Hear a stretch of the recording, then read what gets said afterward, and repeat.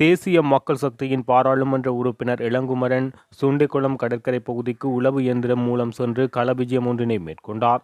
கிளிநொச்சி மாவட்டத்தின் சுண்டிக்குளம் பகுதியில் உள்ள பேப்பராப்பட்டி பகுதிக்கு திடீர் விஜயம் செய்த அவர் அப்பகுதியில் கடல் தொழிலில் ஈடுபடுவோரை சந்தித்தார். சுண்டிக்குளம் சந்தி தொடக்கம் கடற்கரை ஊடாக பேப்பராப்பட்டி வரை செல்லும் பிரதான வீதி 9 கிலோமீட்டர் தூரம் வரை பயன்படுத்த முடியாத நிலையில் உள்ளது. இதன் காரணமாக வீதியை பயன்படுத்தும் 5 கிராமங்களைச் சேர்ந்த மக்கள் பாதிக்கப்பட்டுள்ளதாகவும், சுண்டிக்குளம் கடற்கரை பகுதியில் கடற்தொழிலில் ஈடுபடும் சுமார் 1500க்கும் மேற்பட்ட தொழிலாளர்கள் தமது வாழ்வாதாரத்தை மேம்படுத்த முடியாத நிலையில் உள்ளதாகவும் மக்கள் தெரிவித்தனர். இதனால் சட்டவிரோத தொழிலுக்கு செல்ல வேண்டிய நிலை ஏற்பட்டுள்ளதாகவும், இதன் காரணமாக தமது கடல் தொழிலில் பாதிப்பு ஏற்படுத்தப்பட்டுள்ளதாக தெரிவித்துள்ளனர். இது தொடர்பாக பாராளுமன்ற உறுப்பினர் இளங்குமரன் நேற்றைய தினம் உளவு இயந்திரத்தினை பயன்படுத்தி சுண்டிக்குளம் கல்லாறு மீனவர்கள் பிடிக்கின்ற மீனை உரிய நேரத்தில் கொண்டு சென்று விற்பனை செய்ய முடியாத நிலையில் வீதி காணப்படுவதாகவும், இதன் காரணமாக தாம் கடலில் பிடிக்கின்ற மீனை பாதி விலைக்கு வியாபாரிகளுக்கு விற்பனை செய்ய வேண்டிய நிலை ஏற்பட்டுள்ளதாக தெரிவித்துள்ளனர். இவ்வீதி புனரமைக்கப்படுமாயின் நேரடியாகவே பல பகுதிகளில் உள்ள சந்தைகளுக்கு உரிய நேரத்தில் விற்பனை செய்யவும் சிறந்த வாழ்வாதாரத்தை பெற்றுக்கொள்ள முடியும் என தெரிவித்துள்ளனர்.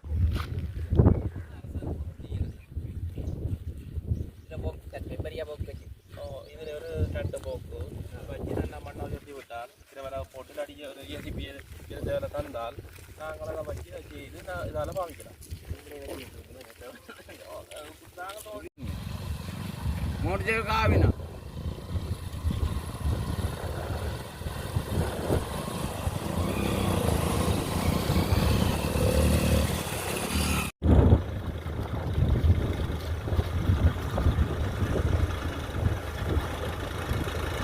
Ambil aja. Atau nanya.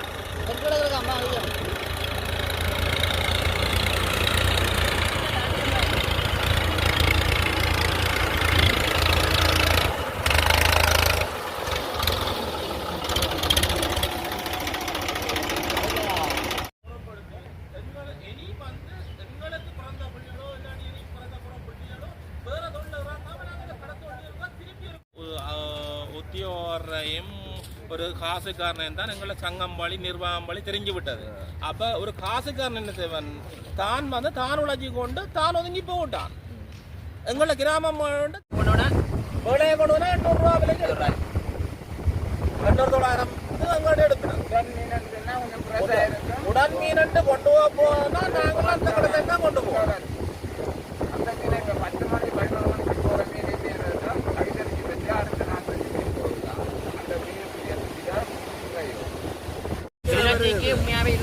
மீன் கூட போறது முழு மீனும் போறது இந்த நேரத்துக்கு இங்கே மீன் கூட போறது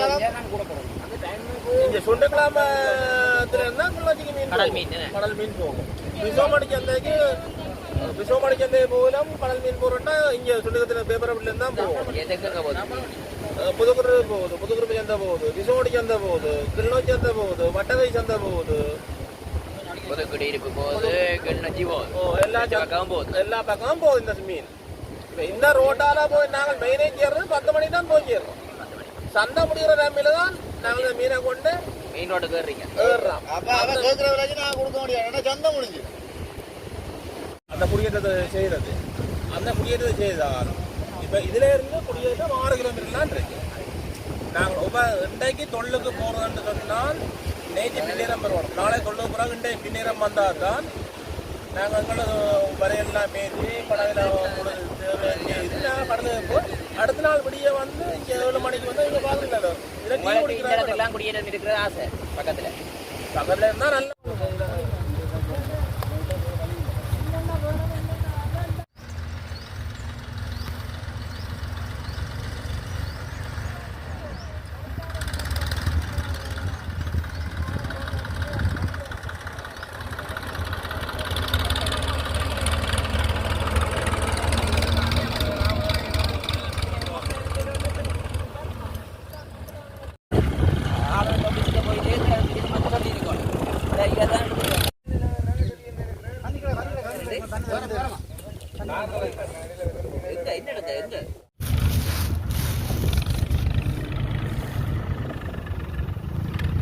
செய்த பிறகு இப்ப யுத்தத்துக்கு பிறகு எங்களுக்கு 32 போட்டிங் வந்திருக்கு. முழுகுடியம் செய்த அப்புறம் 32 போட்டிங் வந்து கல்லாறு சங்கத்துக்கு பெருங்கட தொல்லண்டு. இப்ப நாங்கள் கதைக்க போக எங்கன்னா முல்லைத்தீவு இதுல இருந்து 45 கிலோமீட்டர் முல்லைத்தீவு.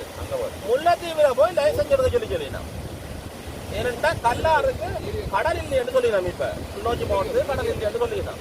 ஆனா இந்த காலமும் நாங்கள் சுனாமி அடிச்ச காலத்துல வந்து எங்களுக்கு கடல் இந்த வருஷம் மட்டும்தான் சொல்லி இந்த வருஷம் மட்டும்தான் எங்களுக்கு சொல்லினோம். எங்கள கடத்தொல் நீதி கிளிநொச்சி மாவட்டத்துல இருந்து சொல்லினோம். கல்லாறு கடல் இல்லை, நீங்க முன்னத்தினா போய் லைசன்ஸ் போட்டா நாங்கள் இப்படி பாதிக்கப்பட்டு போட்டு முன்னத்தினா போய் லைசன்ஸ் எடுத்து 45 கிலோமீட்டர் போய் லைசன்ஸ் எடுத்து வந்து இங்க தொழிக்கிறோம். கடந்த பாராளுமன்ற தேர்தலில் யாழ் தேர்தல் தொகுதியில் போட்டியிட்ட 17 சுயேட்சை குழுக்களை ஒன்றிணைத்து ஐக்கிய தமிழர் ஒன்றியம் நேற்று சனிக்கிழமை யாழில் உள்ள தனியார் விருந்தினர் விடுதியில் அங்குரார்ப்பணம் செய்யப்பட்டது. பாசமிகு தமிழ் மக்களுக்கு என்னுடைய வணக்கம். தமிழர்களுடைய வரலாற்றிலே இன்றைய நாள் பொன்னெழுத்துக்களினாலே பொறிக்கப்பட வேண்டிய ஒரு பொன்னான நாள். காரணம், கடந்த 2024ஆம் ஆண்டு பாராளுமன்ற தேர்தலிலே சுயேட்சை குழுக்களாக நின்று போட்டியிட்ட முதன்மை வேட்பாளர்கள் எல்லோரும் இணைந்து நாங்கள் இன்று ஐக்கிய தமிழர் ஒன்றியம் என்ற அமைப்பை உருவாக்கி இருக்கின்றோம். அந்த ஐக்கிய தமிழர் ஒன்றியம் என்பது தமிழ் மக்களுக்கு எதிர்காலத்திலே ஒளிமயமான எதிர்காலத்தை வழிகாட்டுவதற்காக உதயமாக இருக்கின்றது.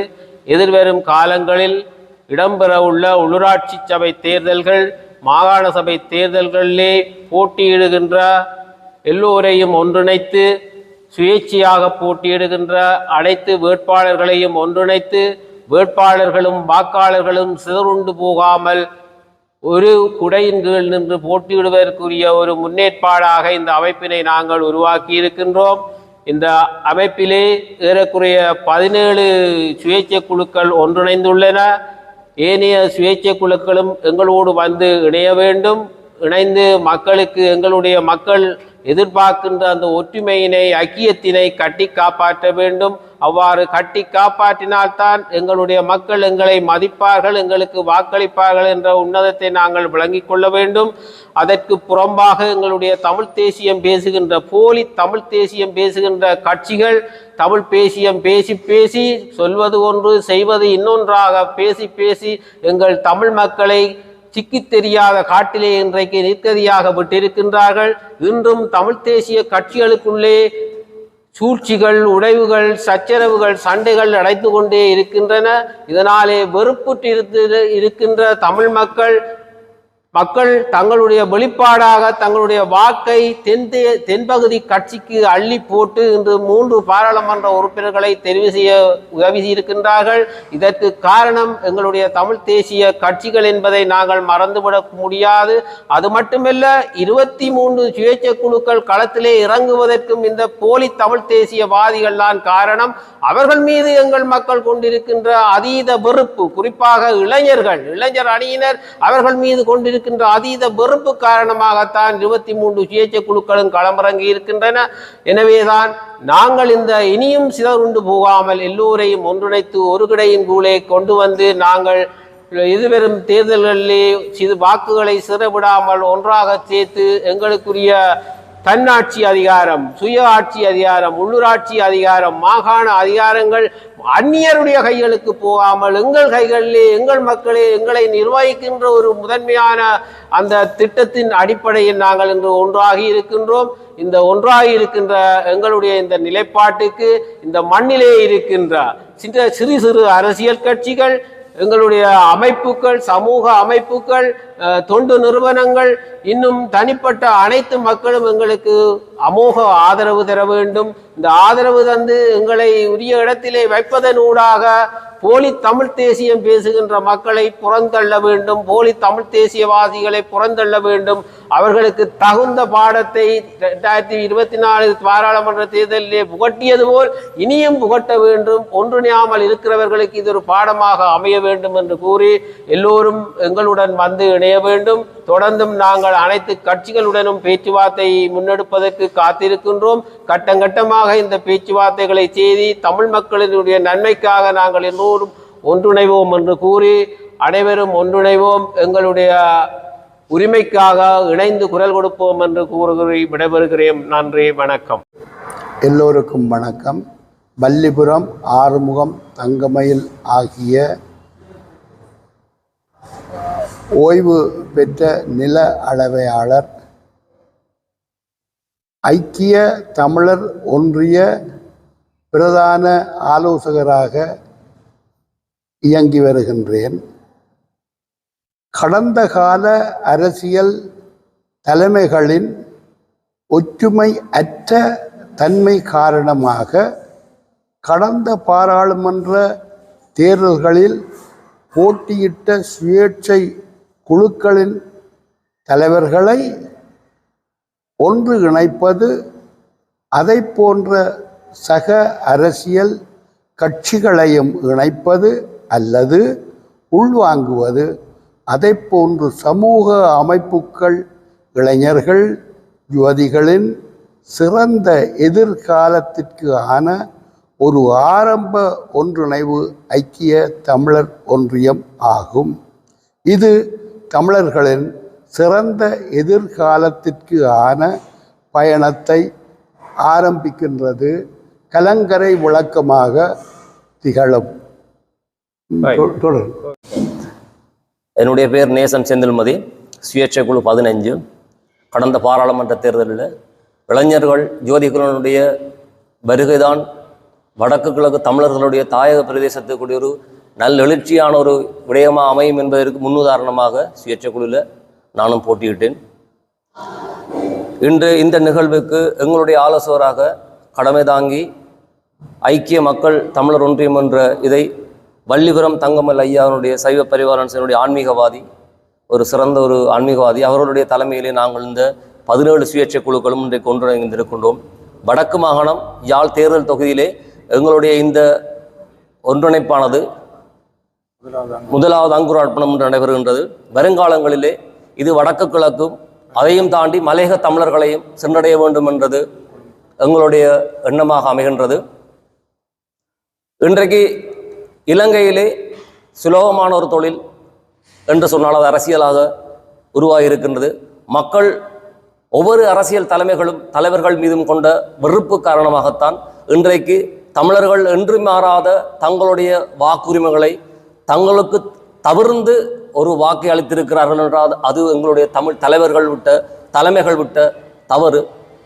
வடக்கு கிழக்கு இலங்கை என்றதை தாண்டி இன்றைய அரசியலாவது ஆசிய ஐரோப்பிய நாடுகளுக்கு சம்பந்தமாக இன்று யார் ஜனாதிபதியாக வருவது, எந்த இடத்திலே யார் எம்பியாக வருவது, உள்ளூராட்சி தேர்தலை யார் கைப்பற்ற வேண்டும், மாகாண சபை தேர்தலை யார் கைப்பற்ற வேண்டும் என்ற அத்தனை விஷயங்களையும் சர்வதேச நாடுகள் தீர்மானிக்கக்கூடிய ஒரு சூழ்நிலை தான் இன்றைய இலங்கையிலே நடைபெற்று கொண்டிருக்கிறது. அன்பார்ந்த வடக்கு கிழக்கு வாழ் தமிழ் பேசும் மக்களே, வடக்கு மாகாணத்தில் இருக்கும் யாழ் மக்களே, ஆசியாவிலே ஆரம்ப காலத்தில் சிறந்த புத்திஜீவிகள் வாழ்ந்த எம் மண்ணிலே இன்று செய்வதறியாது ஆருக்கு வாக்களிப்போம் என்று தெரியாமல் நாங்கள் திசை மாறி தடுமாறி கொண்டிருக்கின்றோம். அனைத்து இளைஞர் யுவதிகளும் அரச வேலைவாய்ப்பு தான் வேண்டுமென்று அல்ல, நீங்கள் முதலிலே இளைஞர் யுவதிகள் இந்த ஒன்றியத்திலே உங்களை அர்ப்பணிக்க வேண்டும். எங்கள் நாட்டிலே வேண்டிய அளவு வளம் இருக்கின்றது. நாங்கள் சுயதொழில் பொருளாதாரத்தை அபிவிருத்தி அடைந்த ஜப்பான் போன்ற நாடுகள் போல் சுயதொழில் பொருளாதாரத்தை நாங்கள் முயற்சி செய்து முன்னுக்கு கொண்டு வந்து நாங்களாக நிற்கக்கூடிய ஒரு சூழ்நிலையை உருவாக்க முடியும். எனவே எங்களுடைய இந்த கட்சியை பலப்படுத்துவதாக இருந்தால் மற்ற கட்சிகளைப் போன்று பொய்யான வாக்குறுதிகளை தருவதல்ல எங்களுடைய நோக்கம் இதர கட்சிகளை போன்று பொய் தமிழ் தேசியம் பேசிக்கொண்டு உசுப்பேத்தும் அரசியல் தவிர்ந்து எங்களுக்கு வறுமை என்பது ஒன்றை ஒழித்து இளைஞர் யுவதிகளுக்கான சிறந்த எதிர்காலத்தை ஒப்படைப்பதற்கு நாங்கள் அரசியலில் இருந்து ஓய்வு பெறுவதற்கு முன்னுக்கு வடக்கு மாகாணத்தையும் கிழக்கு அதற்கப்பால் மலையக தமிழர்களிடையும் இளைஞர் ஜோதிகளிடம் இந்த அரசியலை கையளிக்க வேண்டும் என்பதற்காகவே நான் 29 வயசில் வெளிக்கிட்டு இன்றைக்கு எனக்கு 39 வயசாகிவிட்டது. 10 வருடம் சென்றிருக்கிறது. நான் இந்த இடத்திலே வந்து இந்த மீடியாவை சந்திப்பதற்கு என் போன்று இன்னும் இளைஞர் ஜோதிகள் தயாராக இருக்கிறார்கள் சிறந்த ஒரு எதிர்காலத்தை உருவாக்குவதற்கு. அன்பார்ந்த மக்களே, எங்களுடைய வாக்குகளை உங்கள் பிரதேசத்தில் யாரை தெரிவு செய்தால் உள்ளூராட்சி தேர்தலில் உங்களை பலப்படுத்த முடியும், உங்கள் அதிகாரத்தை உங்கள் கைகளில் எடுக்க முடியும் என்பதை தெரிவு செய்து இந்த முறை நீங்கள் அதற்கு ஏற்ற தலைமைகளை தெரிவு செய்ய வேண்டும் என்று கேட்டுக்கொண்டு இந்த வாய்ப்பிற்கு நன்றி.